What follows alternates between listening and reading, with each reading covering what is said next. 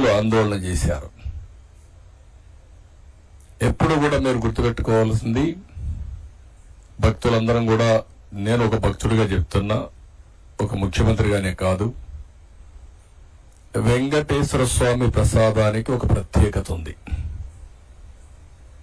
ఆ ప్రత్యేకతకు కూడా కారణం 300 సంవత్సరాల నుంచి ఈ వెంకటేశ్వర స్వామి లడ్డు ఒక రెసిపీ, అది తయారు చేసిన విధానం, అందులో వాడే పోషక పదార్థాలు ఏది కూడా ప్యూర్గా ఉంటాయి. ఎక్కడ కూడా నాణ్యత లేని సరుకులు ఎప్పుడూ వాడరు. ఇచ్చేవాళ్ళు కూడా ఒక పవిత్రమైన భావంతో సప్లై చేస్తారు. దేవునికి ఇస్తున్నాం కాబట్టి పవిత్రమైన భావంతో సప్లై చేస్తారు. అందులో కూడా మీరు చూస్తే ఆ ప్రసాదం అన్ని ఇంటిలో తీసుకొచ్చి పెడితే ఆ వాసన ఒక మంచి వాసనతో ఉంటుంది. ఒక్క లడ్డే కాదు, జిలేబీ కానీ, వడ కానీ, లేకపోతే అక్కడ పొంగల్ కానీ, దేనికదే ప్రత్యేకత. నాకు ఒక అనుభూతి కూడా అక్కడ పోయినప్పుడు, కొండపై తిరుమల పైన భోంచేస్తే అక్కడ చేసే వంటలు కూడా చాలా రుచికరంగా ఉంటాయి.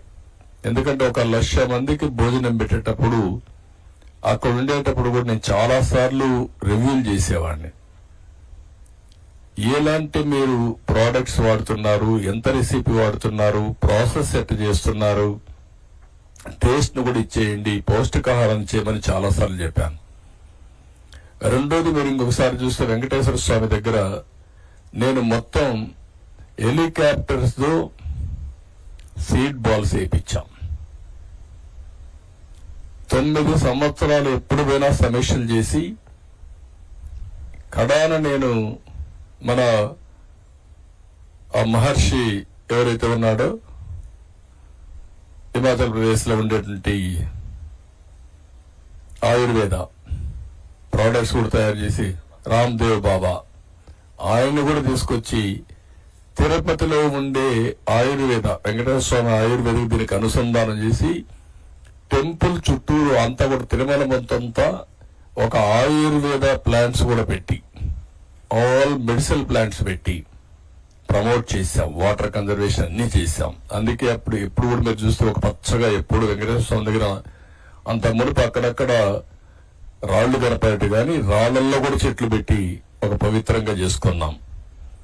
ఈ లడ్డు కూడా మీరు చూస్తే చాలా డిమాండ్, వెంకటేశ్వర స్వామి లడ్డుకు చాలా డిమాండ్. 155 గ్రాములు. ఆ తయారీకి 40 గ్రాములు ఆవు నెయ్యి, 40 గ్రాములు శనగపిండ, ఇతర దిగుమతులు కలిసి 70 గ్రాములు మొత్తం ఉపయోగించి ఒక నాణ్యత, సువాసన, అందులో వేసే పదార్థాలన్నీ యూనిక్ గా ఉంటాయి. దీన్ని జియోగ్రాఫికల్ ఇండికేషన్ ట్యాగ్ కూడా రిజిస్ట్రేషన్ చేసి 2009లో పేటెంట్ రైట్ కూడా పొందారు. అంటే వెంకటేశ్వర స్వామి ప్రసాదాన్ని ఎవరు కూడా కాపీ చేయడానికి వీలు లేదు. చాలా మంది ప్రయత్నం చేశారు, ఎంతో మంది ప్రయత్నం చేశారు, కానీ ఎవరు దాన్ని యాజ్ ఇట్ ఈస్ చేయలేకపోయారు. అంటే వెంకటేశ్వర స్వామి మహత్యం ఉంది కాబట్టి అక్కడ తయారు చేసే వాళ్ళందరూ డెడికేషన్ తో పనిచేస్తారు కాబట్టి ఇచ్చే దాతలు కూడా with purity of heart, A ingredients ఇచ్చినా ఏది సరఫరా చేసినా చేస్తారు కాబట్టి ఆ పవిత్రత వచ్చింది.